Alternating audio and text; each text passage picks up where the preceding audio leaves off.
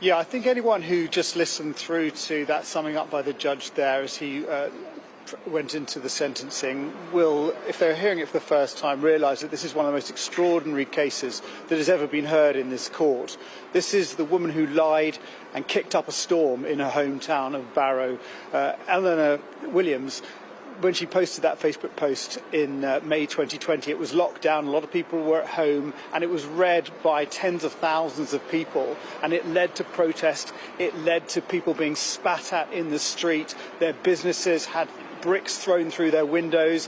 I spoke to some Indian restaurant owners who say that they lost a large proportion of their businesses. Some had to take out loans because people stopped going there. The local newspaper came under scrutiny because they were reporting the fact that she was being investigated for perverting the course of justice. And what the police couldn't say at that time was that they had strong evidence that Eleanor Williams was lying, that everything she was saying about being raped was a fabrication, and the pictures that she'd posted online of herself beaten black and blue, they were shocking photographs, that those injuries had been caused by herself, self-inflicted with a hammer that she had purchased at Tesco just a few days earlier, and that they had DNA evidence to suggest that those were all self-inflicted, and indeed other injuries that she'd been seen to have at other times they also suggest were self-inflicted. I've sat in on this case which ran up to Christmas last year, and it has been an extraordinary set of evidence, with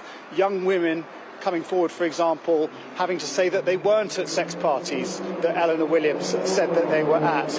Men who had been accused of rape taking the stand to say that they had nothing to do with Eleanor Williams. But one man who hardly knew her, who was accused of being at the heart of a trafficking ring, trafficking her to Amsterdam, to Ibiza, all of which were claims that were proven to be untrue in the end. So this really is the culmination of a lot of pain for those particular men. And I think now we can hear from, is it the judge talking about Eleanor Williams, is whether she's shown any remorse. Here's what he had to say. It is troubling, to say the least, that she shows no significant sign of remorse, even continuing to profess the truth of her allegations. The only flicker of appreciation of what she has done came today, with a brief note read by her counsel regretting the effect of her post on the 20th of May 2020. Well, all we heard was that statement from Eleanor Williams in which she said, "I know I've made some mistakes and I'm sorry. I was young and confused. I'm not saying I'm guilty, but I know I've done some wrong and I'm so sorry." I spoke to some of the men that she'd accused after hearing that statement, and they felt that that was a hollow apology. They didn't feel that it had any meaning at all, and indeed the judge said he felt that Eleanor Williams had shown no sign of remorse. He did say it is troubling that we really don't know why she made up all of these lies.